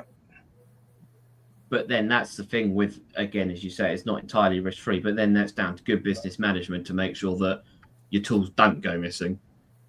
You know, in a world today where you can track a parcel from X position here to somewhere across in Australia, for example, that can apply. Okay, it costs money, but at the end of the day, if you don't want to spend the money to track your tools properly, that's your problem.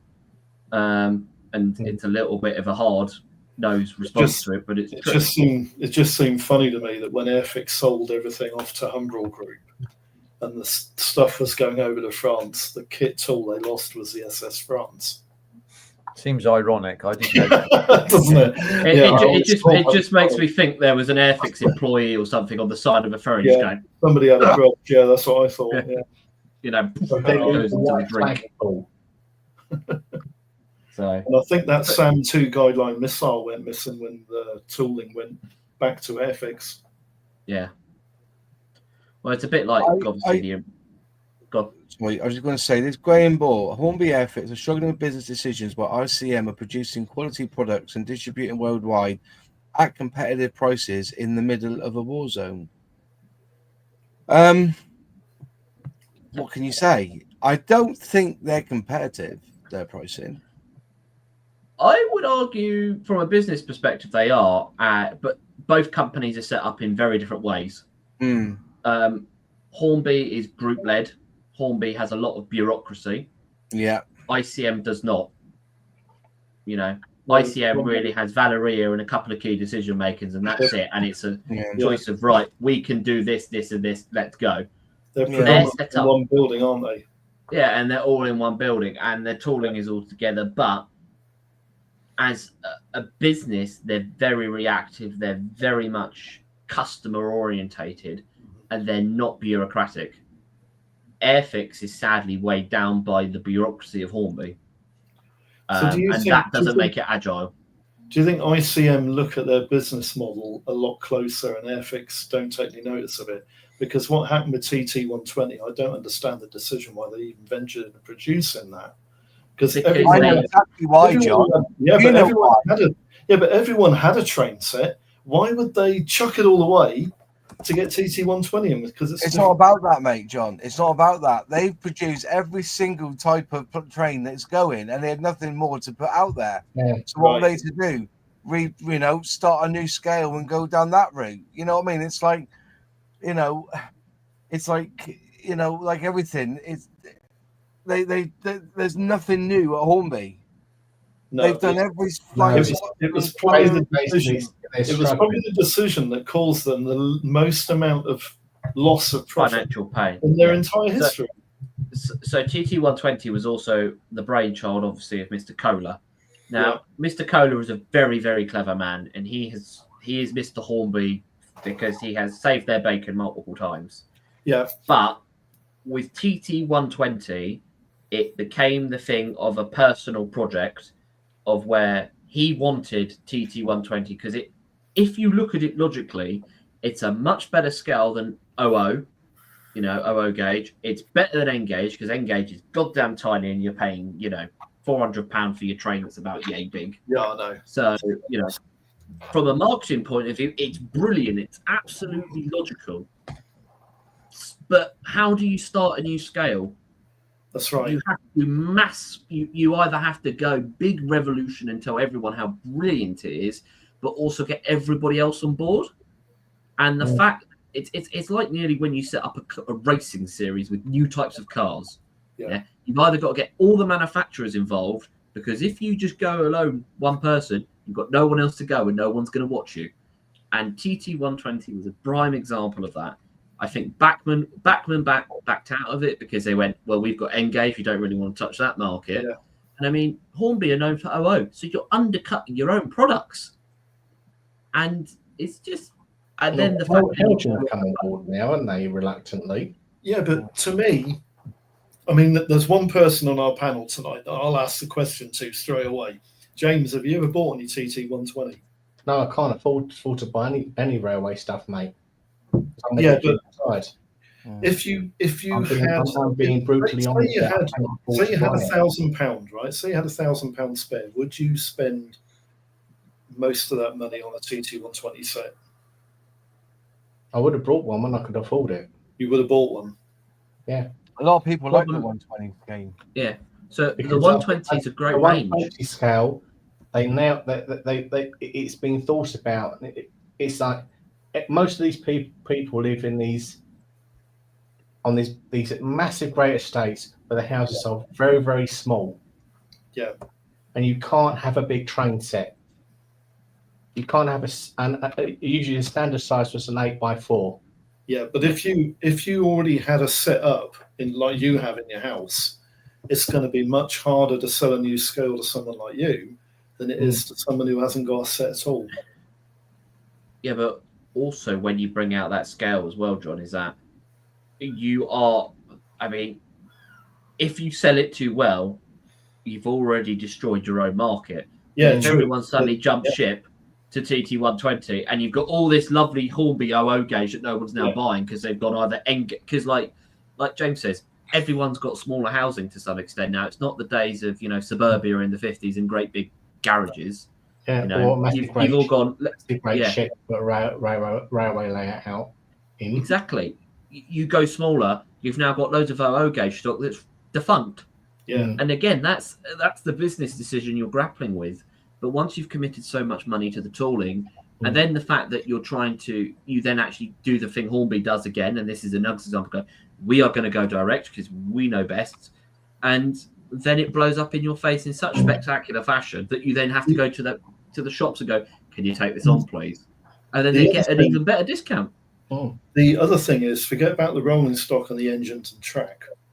What about trackside accessories? Is that easily available in TT120 as it is in AA? It is. Because the thing is, if they're for the car, obviously like the car producing manufacturers, it's easy to scale up or scale down a set. Right. Yeah. So you can buy truck delivery vehicles, vans, cars. Yeah. Pico, I think, do a lot of that sort of side accessories and track and everything. Pico do a lot. I don't know hardly anything about the railway side. I used to know a bit about Apart from there's a slight problem with the track. But we won't go into that. But they basically use Tillich's 120 scale track, and the radiuses don't exactly line up properly. All right. Because Matt, I think Matt did a. Yeah, Matt's model minutes, isn't it? Yeah. Yeah. So. But yeah, I mean, it does make very good sense. And a lot of the people, I was watching the forum of a certain railway forum with interest, and they were all vehemently against it, and they've all been won over. It's in the quality of the kit. The quality of the kits has won them over. Are we talking about the engines and the rolling stock? The rolling stock, yes. Yeah. The quality of the mouldings on them is superb. Yeah. So I've seen one of the I don't know trains, but the Freightliner train thing, diesel thing. That I remember when Hornby did their old OO gauge. Yeah. That was pretty basic. The TT120 is lovely, but it's the price. Everything is quite pricey for the size of it now. Now, TT120 offers better value for money, I think, than O gauge and N gauge. It is that nice middle ground. Yeah. But it's down to cost. You're in an environment where consumer spending is down. And so how much is a basic set? So you wanted to buy your kid a Christmas gift. It's about £100, I think. You can get a very basic TT120 set for the magic £100. That's cheaper than Scale Electric, isn't it? Yeah. I mean, okay, I hate to say this, Scale Electrics has been dead in the water for about a decade, and now you've got sim racing and other things, it's really dead. Except for the collector. I mean, my advice to Airfix Hornby, sell it, flog it off, get it to a collector's division. Just, if you get some money for it, get rid. Because there's too many other things that are now available for racing. Whereas for railways, dead stock is like giving somebody else your money in it. Well, even if they, they buy the rights and they give you a couple of thousand or whatever, just I would deem Scale Electrics to be a drain on the company. Whereas Hornby, people still want something physical. They still want a physical model to run around. And again, I think James can probably say better than me that the diorama side of the hobby is still quite closely aligned to plastic kitters and that creativity side. So there's that element, whereas Scale Electrics, I don't foresee that element generally. The majority of Scale Electric setups are Scale Electric bits, aren't they? Yeah. Like the tunnels and the bridges, and I mean, there's nothing to it. They're just snap it together. Yeah, unless you see, like, you go to the shows where they've done their own special diorama and, for the scale. And it does look good. Like, I saw a rally stage one once. That was really quite cool.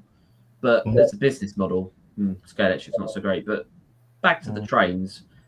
The trains are brilliant in terms of the engineering that goes into them. But it's just the cost that's just so much money.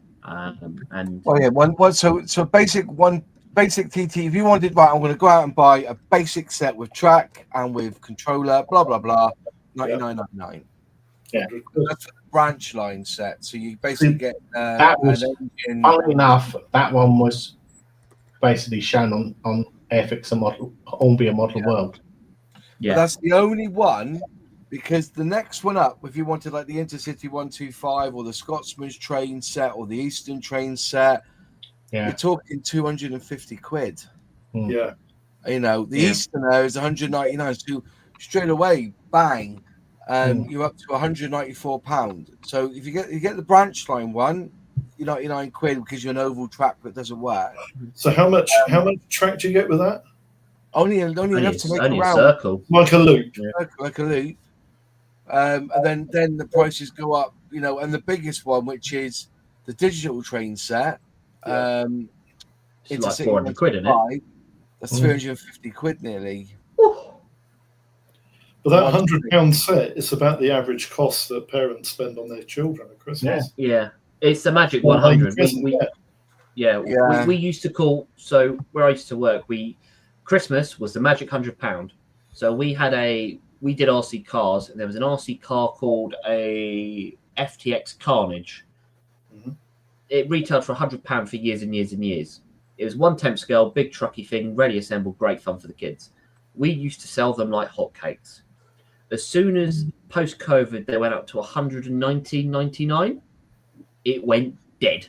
Yeah. Nobody touched them. It's over the £100. It was over the £100 mark. And then the following year, the same brand who make it and import it, they had a baby version called the Tracer. That was $74.99. For a brushed version, so a slightly slower motor, and a brushless motor was about £100. And again, those sold like hotcakes. Yeah. But anything over that £100 mark, especially at Christmas, wouldn't sell. So I think it's a great idea by Hornby to get that price.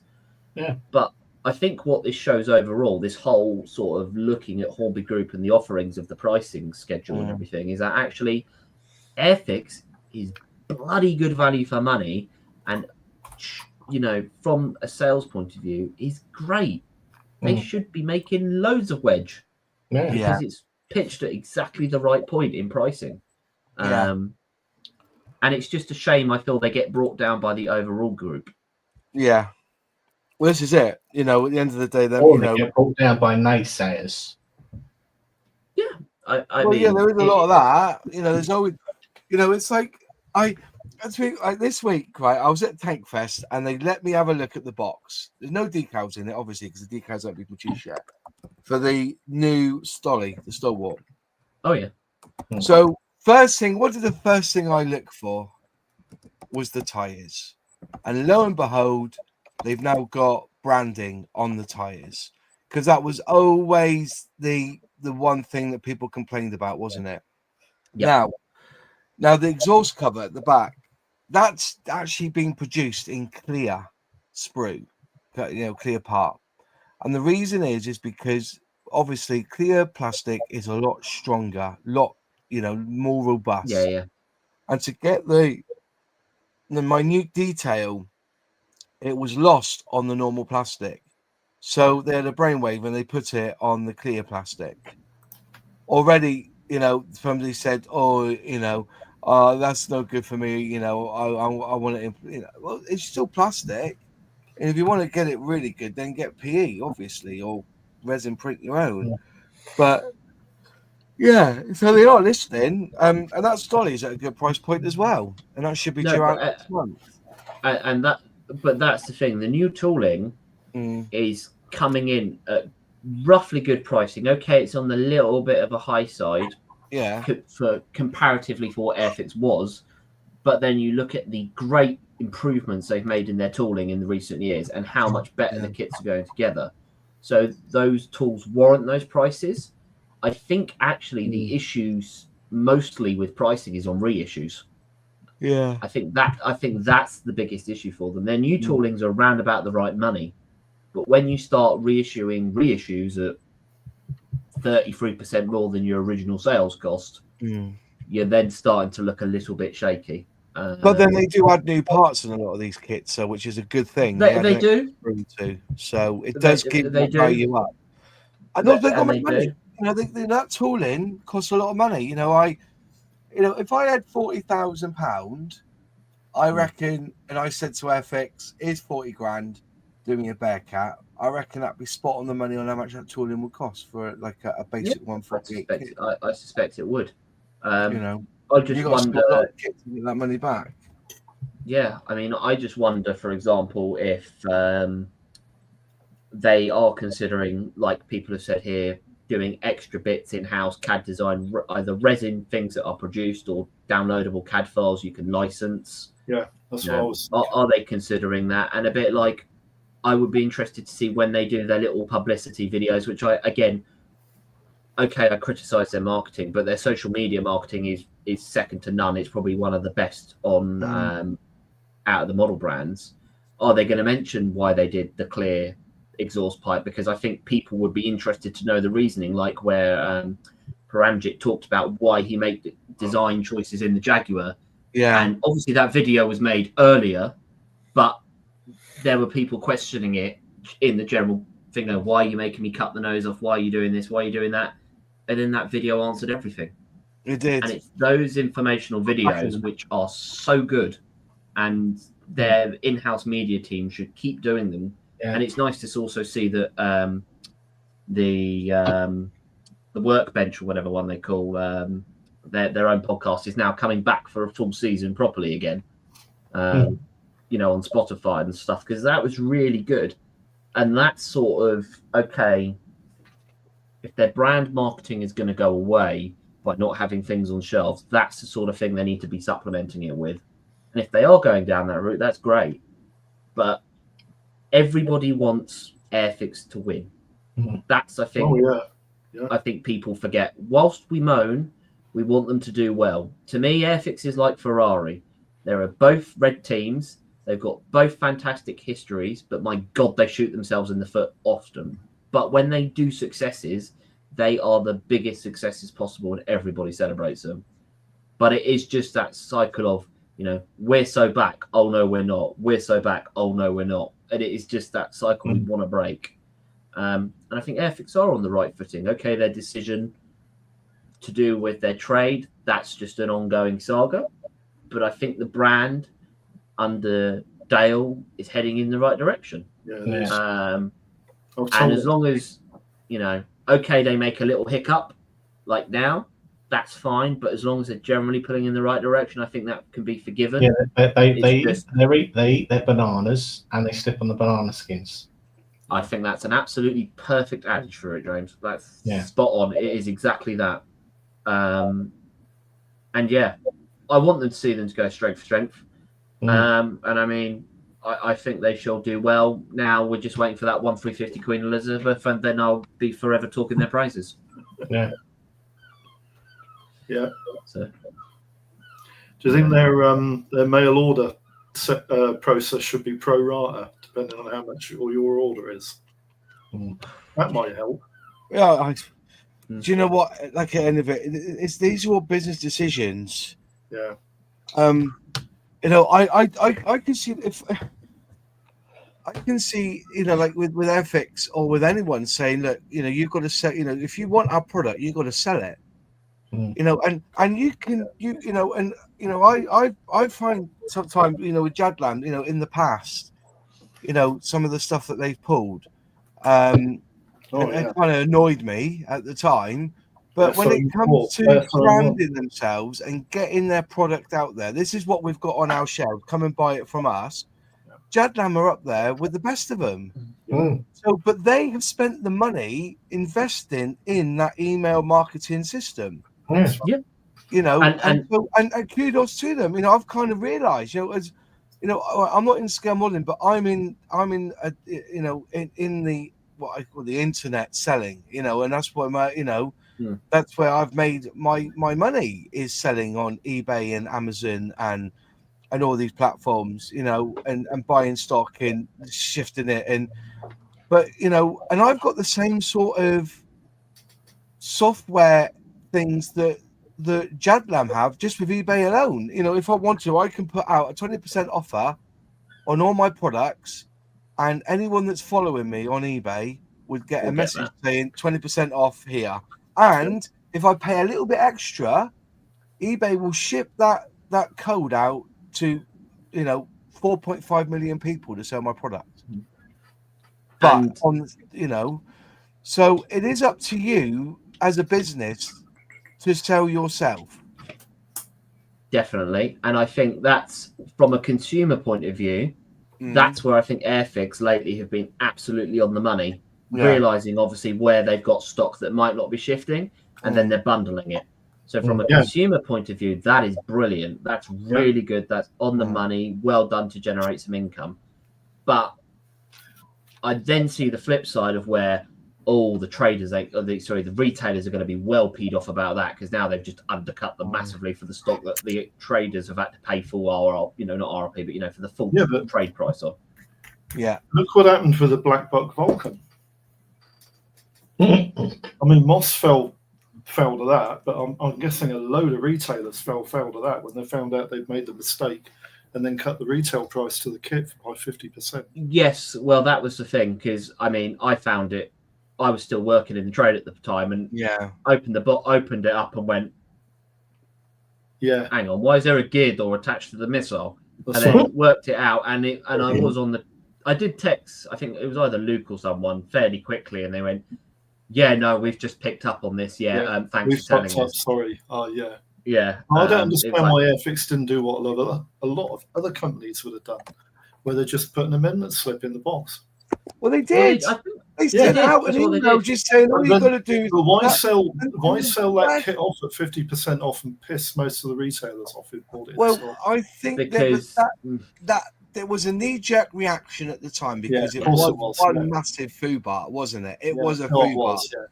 But if you actually asked anyone, that scheme where that part would have been affected, I reckon 1 out of 9 people would have built that kit with that because they would have done the I mean, to be perfectly honest, I'm surprised. It could have gone 2 ways. Yeah, it could have gone the way it did, whereby it became a bit of a running joke and they sold the kits off 50%. However, if you're a collector like yourself, Moz, you would have bought it originally and either left it as it was because it was wrong, or you built it wrong. A bit like if you remember, Revel did a Hannibal, the flying saucer, a couple of years ago, but didn't put the disclaimer on that this is not real. And so that particular boxing got reported, and they actually had to remove that from sale and adapt the boxing. But if you had the boxing that had no basically disclaimer on it, it was worth now 150 quid. Yeah. So it could go that way. I mean, I would build the Vulcan, and I have to say, I would put the doors on it like that, and I would put it on the Airfix SIG just to remind them, so now they never make that mistake again. You know, but it's just one of those things. One scheme, wasn't it? If you did the black box scheme, the first scheme, it didn't have it. Didn't affect you. No. It was if you did the second scheme. I mean, I just found the funniest thing was when bless them, Airfix, like you say, a knee-jerk reaction was, "Oh, we did it in COVID. We didn't have access to any information, etc." And then I can't remember who it was on Facebook or whatever. It might even be Twitter. Pulled up Brett Modeler, you know, everyone's well-known favourite friend of a big long thing talking about gear doors and everything on these missiles from 2019. And somebody went, "Did you not look at this?" And it was like the third in the Google search or something. And then it was sort of like, "Oh yeah, we could have read that." But you know, it's just one of those ones that will just, you know, get pointed out. But again, no harm done. No harm was done. I think it was a knee-jerk reaction and bang. Yeah. But it's funny that designer now works for Revell. Just putting that in there, like, it's just, and I'm sure with Romsey Model Show they you just pay on the door, love. Even though pre-sale of tickets, you just go, you know, all these places. There's no pre-sale on the day. Any model show. When it comes to that, you know, even IPMS, Scale Model World, there's tickets on the day, and they rely on that anyway. So I'm pretty sure, love, if you want to go in and enjoy yourself that day, can I make it up there on a Sunday? I'll see. I think, I don't know, it's a difficult one. But yeah, so you want to go to the Romsey Model Show? Well. Is it this Saturday or Sunday? Is it on a Saturday? Sunday. Or Sunday. I might take a trip. Saturday's Hailsham. Where's it to again? Romsey. Yeah, where's Romsey still on the map? Southampton-ish. It's it's sort of near between Southampton and, well, no, Basingstoke and Winchester. It's around that area. Yeah. So I live in Hampshire. I'm from Hampshire originally. Yeah. So if it's nice to meet another Hampshire hog on it. There we go. I'd say, Moz, if you're coming from the west, it's just before Southampton. So you come off 2.5 hour drive for me, isn't it? Yeah. So you could always come to Hailsham on the Saturday. It took me 2 hours to get to Bovington this week. Yeah, that's because there was Glastonbury's on. Yeah. Crossfield Hall, isn't it? So directions, Broadwater Road, Crossfield Hall, isn't it? Yeah. Mm-hmm. And directions from here. Yeah. I know it's going to take me because 2 hour drive it is for me up through to Yeovil. Yep.